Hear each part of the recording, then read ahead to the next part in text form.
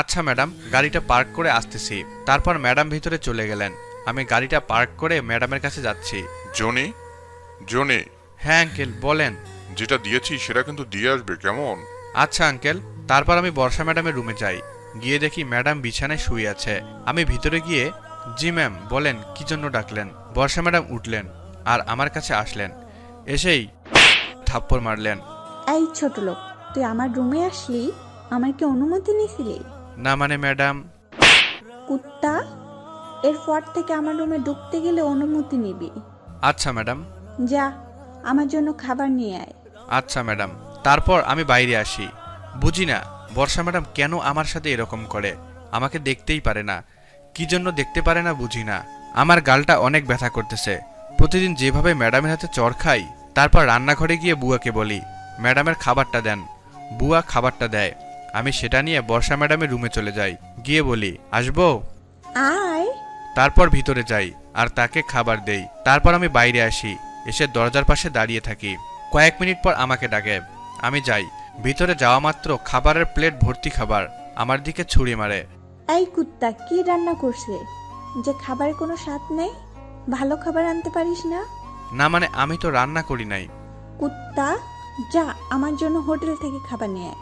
আচ্ছা ম্যাডাম। প্লেটটা আমার দিকে ছুঁড়ে মারায় আমার বুকে লাগে। প্লেটটা নিচে পড়ে যায় আর ভেঙে যায়। আমি যাওয়ার সময় বুয়াকে বলি যে বর্ষা ম্যাডামের রুমে গিয়ে সেগুলো পরিষ্কার করতে। তারপর আমি বাইরে গিয়ে ম্যামের জন্য খাবার নিয়ে আসি, এনে আবার সামনে দেই, সেটা খায়। তারপর আমি বাড়িতে চলে আসি। আসার সময় গাড়িটা নিয়ে আসি, কেননা একটা পার্স একটা ঠিকানাতে পৌঁছে দিতে হবে। বাড়িতে এসে ফ্রেশ হয়ে সেই পার্সেলটা হাতে নেই আর ঠিকানাটা দেখি। তারপর সেই অনুসারে যাইতে থাকি। সেই বাসার ঠিকানায় যাই আর গাড়িটা রেখে দারোয়ানের কাছে যাই। তারপর বলি, স্যার বাড়িতে আছেন? তারপর আমি ভিতরে গেলাম। গিয়ে দরজার সামনে দাঁড়িয়ে কলিং বেল চাপ দিলাম। কিছুক্ষণ পর কেউ খুলল। যখন দরজা খুলে দিল তখন যাকে দেখলাম, দেখে তো আমি অবাক। আরে জনি, তুমি এখানে কেন? এটাই তো আমার বাসা। আসো ভিতরে আসো। না মানে? কি না মানে করছো? আসো ভিতরে আসো। তারপর ভিতরে গেলাম। আমি যে বাসাটায় বর্ষার বাবার পার্সেল দিতে এসেছি সেটা হলো সানজিদার বাসা। তার মানে সানজিদার বাবাকে এই পার্সেলটা দিতে হবে। বসো জনি। আমার না একটু তাড়া আছে। তোমার বাবা কোথায়? বাবা তো রুমে আছে। কেন? বর্ষা ম্যাডামের বাবা একটা পার্সেল দিতে বলেছে তোমার বাবাকে। একটু ডেকে দিবে তোমার বাবাকে? আচ্ছা তুমি বসো, আমি ডাক দিতেছি। তারপর সানজিদা তার বাবাকে ডাকতে চলে গেলেন। কিছুক্ষণ পর সানজিদা তার বাবা আসলেন। আসসালামু আলাইকুম। ওয়ালাইকুম আসসালাম। আঙ্কেল, বর্ষার বাবা এটা আপনার জন্য পাঠিয়েছে। বলেছে। তাহলে তুমি সে বর্ষার সেক্রেটারি? তোমার নাম কি? আঙ্কেল, আমি জনি। ও আচ্ছা, বসো তাহলে। কেমন? আমি আসতেছি ভিতর থেকে। আচ্ছা। তারপর তিনি ভিতরে চলে গেলেন। জনি বসো, আমি তোমার জন্য খাবার আনি। এই না না, খাবার আনা লাগবে না। আর এখন আমার খিদে লাগে নাই। না, তুমি আসছো তাও আবার কিছু না খেয়ে যাবে, তা কি হয়? প্লিজ, আনা লাগবে না। আবার যদি কখনো আসি তখন খাবো, কেমন? ওকে। তোমাকে কিছু প্রশ্ন করতে পারি? করো। আচ্ছা, বর্ষা কি তোমার সাথে সবসময় খারাপ ব্যবহার করে? সব সময় করে। তুমি তাহলে কেন বর্ষার সাথে পড়ে আছো? অন্য কোথাও চলে যাও।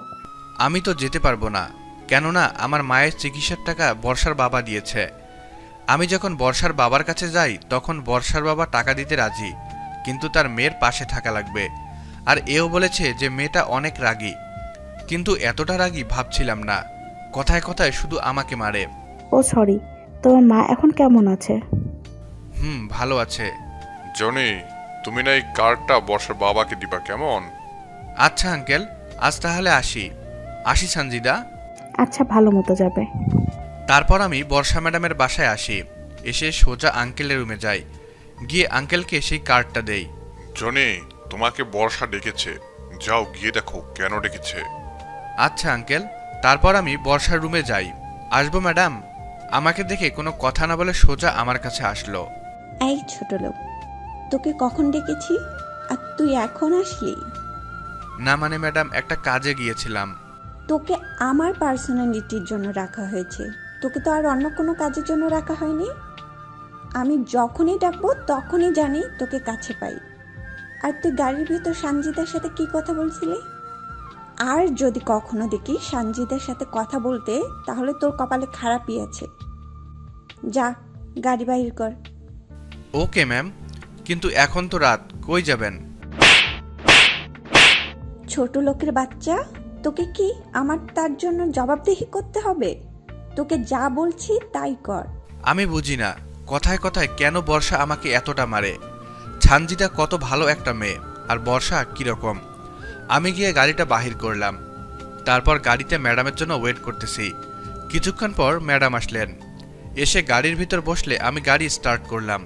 তারপর ম্যাডাম যেদিক যাইতে বললেন সেদিকে গেলাম। যেখানে থামাতে বলল সেখানে থামালাম। তারপর ম্যাডাম গাড়ি থেকে নামলেন, আমিও নামলাম। আয় আমার সাথে। আচ্ছা। তারপর আমি ম্যাডামের পিছন পিছন যাইতে থাকি। ভিতরে ঢুকে বুঝতে পারলাম এটা একটা ক্লাব।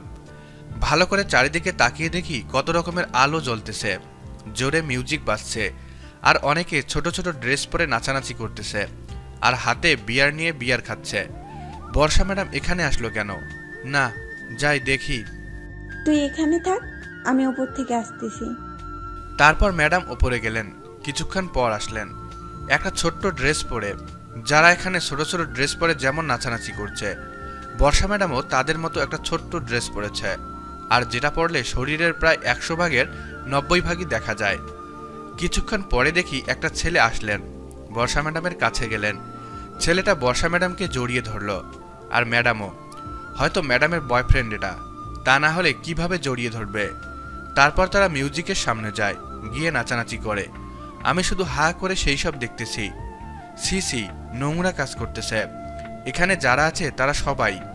আবার দেখছি অনেক মেয়েকে ছেলে কোলে করে নিয়ে উপরে যাচ্ছে। জানি না তারা উপরে কি করে। 2 ঘন্টা বর্ষা আর তার বয়ফ্রেন্ড নাচানাচি করলেন। তারপর দেখি ছেলেটা বর্ষা ম্যাডামকে কোলে নিয়ে আমার সামনে দিয়ে বর্ষা ম্যাডামকে উপরে নিয়ে যেতে থাকে। বর্ষা ম্যাডাম পুরো মাতাল হয়ে আছে। আমি তাদের পিছন পিছন যাইতে থাকি। উপরে গিয়ে ছেলেটা ম্যাডামকে নিয়ে একটা রুমে গেল। ছি, বর্ষা ম্যাডাম এতটা নোংরা একটা মেয়ে, যে কিনা রাতের বেলা নাচানাচি করে। তারপর আবার আমি তাদের দরজার কাছে গেলাম। ভিতরে কি হচ্ছে জানি না। কিছুক্ষণ পর বর্ষা ম্যাডামের একটু কথা শুনতে পাই। এই, তুমি আমার কাছে আসবে না।